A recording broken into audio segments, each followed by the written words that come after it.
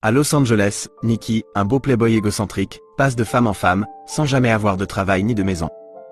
Il cible les femmes aisées pour soutenir son style de vie. Après un déménagement fluide et audacieux dans un club, Samantha est sa dernière conquête. Il se fraye rapidement un chemin vers la cohabitation.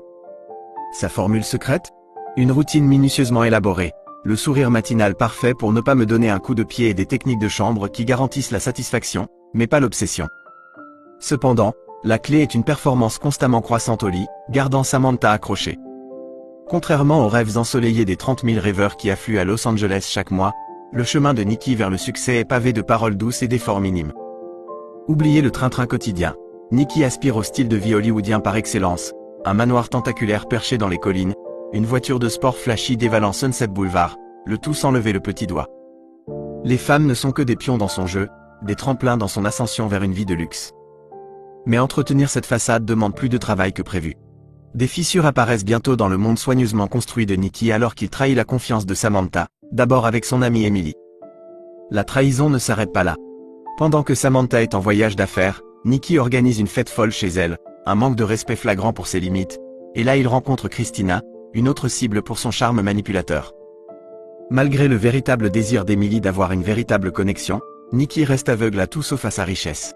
La situation est terminée lorsque Samantha le surprend avec Christina, mais au lieu de le mettre à la porte, il s'installe dans un arrangement bizarre. Samantha choisit d'ignorer son infidélité, créant une paix tendue et fragile dans leur relation. Même si Samantha est en voyage d'affaires, Nicky ne peut résister à l'attrait d'une autre conquête. Cette fois, sa cible est Heather, une serveuse qu'il rencontre dans un restaurant. Toujours charmante, Nicky embarque son ami Harry dans un stratagème pour impressionner Heather. Nicky se fait passer pour un grand réalisateur, allant même jusqu'à simuler un appel avec un acteur. Mais Heather n'est pas dupe facilement. Elle comprend rapidement la mascarade lorsque le propre téléphone de Nicky sonne, révélant toute l'affaire. Sans se laisser décourager, Nicky parvient à obtenir un rendez-vous avec Heather, mais ses astuces habituelles lui échouent encore une fois. Elle le quitte à mi-rendez-vous, laissant Nicky avec sa fierté et son image soigneusement construite, meurtrie. Les choses se gâtent lorsqu'Heather, la serveuse avec laquelle Nicky a frappé plus tôt, réapparaît soudainement à la piscine de Samantha. Même si Heather prétend être célibataire, une nuit torride ensemble laisse Nicky confuse.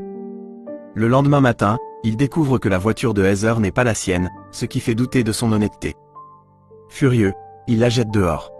Mais Heather jette une longue ombre. Nicky ne peut pas se débarrasser de ses sentiments pour elle, à la grande frustration de Samantha. Se remettant d'une opération chirurgicale qui l'empêche d'avoir de l'intimité, Samantha se sent de plus en plus négligée par l'obsession de Nicky. La tension monte et Samantha le met dehors. Cependant, dans une tournure surprenante, Nicky sort seul, toujours captivé par l'énigmatique Heather. Sans abri et désespéré, le monde soigneusement construit de Nicky s'effondre autour de lui. Une bagarre dans un club de striptease fait exploser son amitié avec Harry, le laissant encore plus isolé. Son ancienne maman de sucre, Emily, lui renvoie sa superficialité et ses efforts de recherche d'or, refusant de le reprendre. Les invitations à la fête autrefois accueillies se tarissent, remplacées par une épaule froide de son ancien cercle social. Même sa famille a atteint ses limites et refuse de l'aider. Une rencontre fortuite avec Heather dans un hôtel chic semble être une bouée de sauvetage, mais la vérité pique. Heather ne le poursuivait que parce qu'elle pensait qu'il était riche. Les rôles sont inversés. Heather est une pro dans le même domaine, escroquant les hommes riches, tout comme Nicky le fait avec les femmes.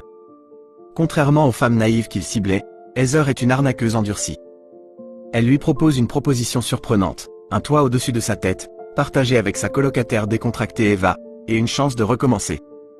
En tant que complice. Malgré quelques hésitations initiales, l'attrait d'une vie confortable et la nouveauté d'être de l'autre côté de l'arnaque s'avèrent trop tentants. Nicky se retrouve dans le jeu, mais sous la direction d'un nouveau professeur, l'énigmatique Heather. Il est peut-être sans abri et fauché, mais avec Heather à ses côtés, il est déterminé à remonter au sommet, même si cela signifie utiliser les mêmes tactiques qu'il méprisait autrefois.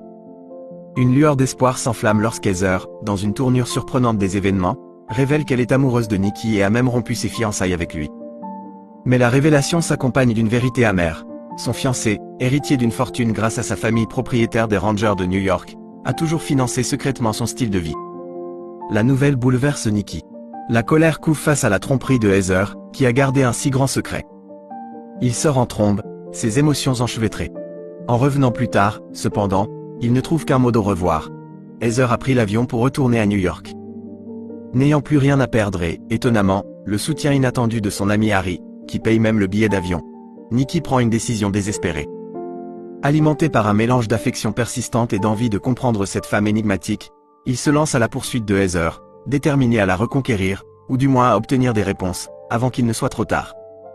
Vaincue mais persistante, Nikki traque Heather jusqu'à un luxueux penthouse à New York. Aveuglé par ses sentiments, il la supplie de retourner à Los Angeles et de construire une vie ensemble. Heather, cependant, reste ancrée dans la réalité. Elle souligne le contraste frappant entre ses rêves insouciants et la sécurité financière dont elle a désespérément besoin. Dans une tentative désespérée de l'attacher, Nikki propose même. Marry me.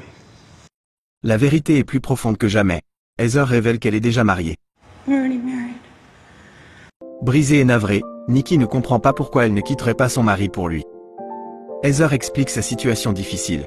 Le mariage lui offre la stabilité et la sécurité financière dont elle rêve, un contraste frappant avec la vie qu'elle a menée avec Nikki.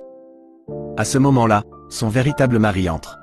Avec une facilité pratique, Heather rejette Nikki comme un simple livreur d'épicerie, le laissant se sentir complètement utilisé et rejeté. Déprimé et obligé de faire face à la réalité, Nikki retourne à Los Angeles.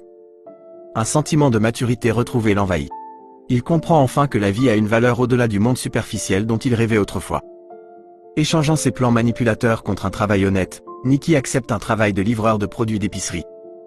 Ironiquement, l'une de ses livraisons l'amène devant la porte de Samantha. Alors qu'il attend dehors, un homme plus jeune et plus raffiné émerge, clairement son nouvel arrangement.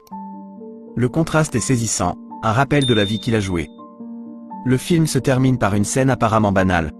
Nikki de retour chez Harry, donnant une souris à son animal de compagnie, le wawaron africain. Mais l'action prend un sens plus profond.